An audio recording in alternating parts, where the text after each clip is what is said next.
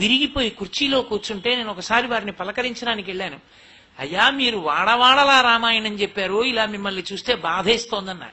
అది తృప్తి అంటే. ఆయన అన్నారు, ఒరే నాయనా కోటేశ్వరరావు, రామాయణం తిరిగి చెప్పగలిగినంత కాలం చెప్పావుగా, ప్రతి చోటికి వెళ్ళి చెప్పావుగా, ఇక చెప్పగలా, కూర్చో, నీ వినాలనుకున్న వాళ్ళు నీ దగ్గరికి వస్తారు, కూర్చుని చెప్పు అన్నాడయా రామచంద్రమూర్తి. ఇప్పుడు మాత్రం ఏం లోటంటావు? ఎంతమంది వస్తున్నారో చెప్పట్లా రామాయణం అన్నారు. ఎన్ని ఊళ్ళ నుంచో వస్తూనే ఉండేవారు, ఆ రామచంద్రమూర్తిని తలుచుకునేవారు. చిట్ట చివర హాస్పిటల్కి తీసుకెళ్లిపోతుంటే కూడా, గుండె నొప్పి వస్తూ కూడా మహానుభావుడు వచ్చిన వాళ్ళని, ఎక్కడి నుంచి వచ్చారో, బాగున్నారా, ఆరోగ్యం బాగులేదు, హాస్పిటల్కి వెళ్తున్నానేమనుకోకండి, ఎక్కువ మాట్లాడలేనని వెళ్ళారంటే, పూర్వభాషీచ రాఘవ, ముందు మాట్లాడే రామచంద్రమూర్తి లక్షణం ఆయన ఎందు ఉపాసనగా వచ్చింది. ఆయన వెళ్ళిపోతే, ఆయన శరీరం విడిచిపెట్టేస్తే చక్రవర్తులకు పట్టదు, గంధపు చెక్కలలో కాల్చినంత ఇది చేశారు. ఆయన వెళ్ళిపోయిన రోజున ఆంధ్రదేశంలో కొన్ని వందల కుటుంబాలు అన్నం వండుకోలేదు. అటువంటి మహాపురుషులు ఎందరో. మల్లంపల్లి శరభేశ్వర శర్మ గారి శరీరాన్ని విడిచిపెడితే కొన్ని వందల కుటుంబాలు అన్నం తినలేదు. అంతటి మహాపండితుడు, అంతటి భక్తి తత్పరుడు మహానుభావుడు వెళ్ళిపోయాడని. నీ శరీరం వెళ్ళిపోయిన రోజున, అరే మహానుభావుడు ఆయన వెళ్ళిపోయాడరా, మాకు చెప్పేవాడెవడరా, ఏమి ధార్మికుడురా, ఏమి బతుకు బతికాడరా అని అన్నం, వాళ్ళ అన్నం వండకే ఏం తింటాం అని అండం కాదు. అన్నం వండాలని భార్య మర్చిపోయి చాలా దిగులుగా ఆ రోజున అందరూ ఉపవాసం ఉండేటట్టుగా, కనీసం 100 కుటుంబాలు నిన్ను తలుచుకుని అన్నం తినలేని స్థితిలో ఉండగలగాలంటే ధర్మము వినా వేరొకటి లేదు. ఎవడు ధార్మికుడో వాణ్ణే స్మరిస్తుంది ప్రపంచం తప్ప, ఎంత కూడబెడితే మాత్రం వాడు గుర్తున్నాడు.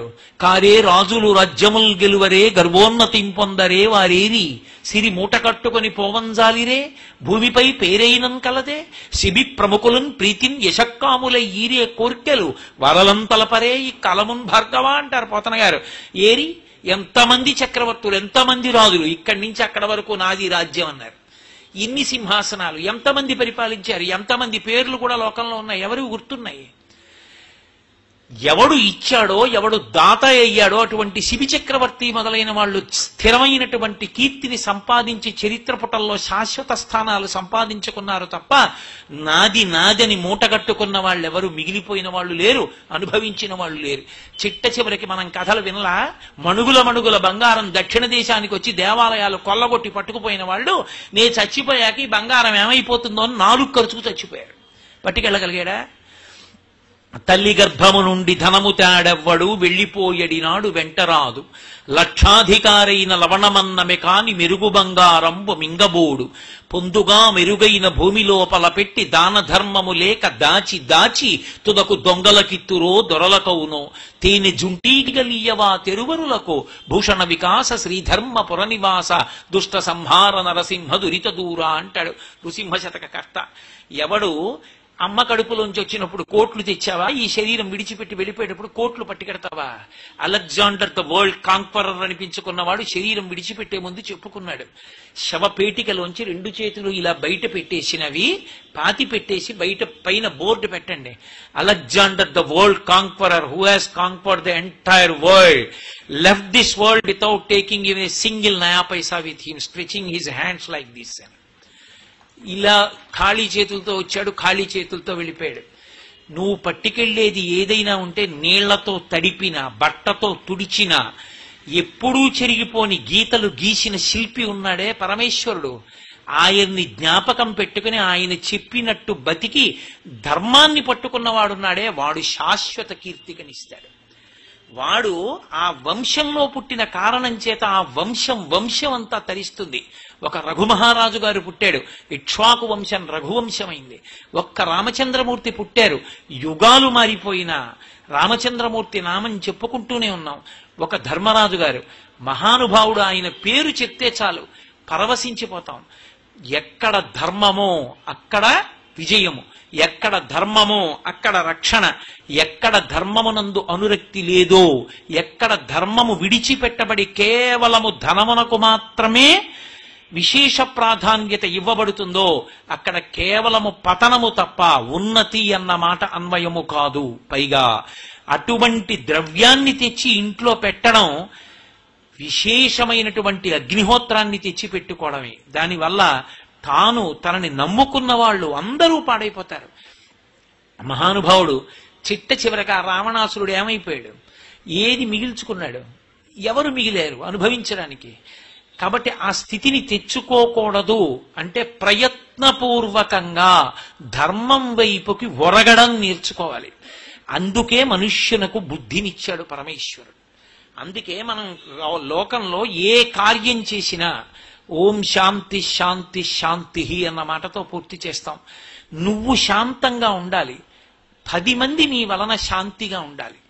నువ్వు శాంతంగా ఉండకుండా 10 మందిని శాంతిగా ఉంచకుండా ఎప్పుడూ అందరూ భయపడేటట్టు బతకడం, భయపడేటట్టు చచ్చిపోవడం, నీ చరిత్ర చదువుకున్నా కూడా భయపడ్డాం, అలా మనిషి బ్రతకూడదు. మనిషి పరమ శాంతియుతంగా జీవించగలగాలి. తృప్తిని తనంత తాను అలవరుచుకోవాలి. నేను నిన్ననే అంటున్నాను మా మోహన్ రావు గారితో కాకినాడ వెళ్ళేటప్పుడు, తృప్తిని నటించడంతో ప్రారంభం అవ్వాలి. తృప్తి నీ జీవన విధానం అయిపోవాలి. తృప్తి తనంత తాను ఎవ్వడికీ మొట్టమొదట్లో ఉండదు. ఇప్పుడు నేను ఇక్కడికి వచ్చాను ఉపన్యాసానికి, పరిపూర్ణమైన తృప్తితో వెళ్ళిపోతానని మీరు అనుకోకండి. నాకు అసంతృప్తి కల్పించినటువంటిది ఏదో ఒకటో రెండో ఉండొచ్చు. నేను అసంతృప్తి పొందాలి అనుకుంటే అబ్బా సూదులతో పొడిచినట్టు పొడిచేసే దోమలు అని అసంతృప్తి పడిపోవచ్చు. కానీ మొదట తృప్తిగా ఉన్నట్లు నటించడం నేర్చుకో. నటించడం అంటే కోట్లకి కోట్లు సంపాదించాడు నిజ జీవితంలో, బిచ్చగాడి పాత్ర వేస్తున్నాడు, బిచ్చగాడిలాగే ఉంటాడు. 3 రోజుల నుంచి అన్నం లేని వాడి ముఖం ఎలా ఉంటుందో అలాగే ఉంటాడు, ఇంతంత బవిరిగడ్డాలతో. అలా నీవు అసంతృప్తిగా ఉన్నా తృప్తిగా ఉన్నట్లు నటించడంతో మొదలుపెట్టు జీవితం. ఆ నటనతో మొదలుపెట్టి తృప్తిగా ఉన్నట్టు నటించడం తప్ప అసంతృప్తిగా ఉన్నట్టు నటించను నా జీవితంలోను. ఎప్పుడు తృప్తిగా ఉన్నట్టే నటించడం. కాబట్టి కడుపులో ఇంకోటి ఉన్నా పైకి తృప్తిగానే కనపడవు. క్రమంగా నీకు తృప్తిగా ఉండడం అలవాటైపోతుంది. నువ్వు తృప్తిగా ఉన్నట్టే ఉంటావు కాబట్టి అశాంతి ఉండదు. నువ్వు ఎవ్వరి మీద గొడవకెళ్ళవు, ఎక్కడా అల్లరి ఉండదు. తృప్తిని నటించడం మొదలు పెట్టాలి తప్ప మొట్టమొదటే తృప్తిగా ఉండిపోవడం సాధ్యం కాని వాళ్ళకి కనీసం తృప్తి నటించడం మొదలు పెడితే తృప్తిగా ఉండడం అలవాటైపోతుంది. మీరు చూడండి, వేదం నేర్పే వాళ్ళు ఉంటారు, మహానుభావులు వేద పండితులు. వాళ్ళు స్వరంతో నేర్పుతారు. ఉదాత్త అనుదాత్త స్వరిత అని స్వరం, దాన్ని చేత్తో ఇలా చెప్పడం అలవాటు అయిపోతుంది వాళ్ళకి. వాళ్ళు తర్వాత ఎవరితోన్నా మాట్లాడుతున్నా ఇలా ఇలా అంటుంటారు.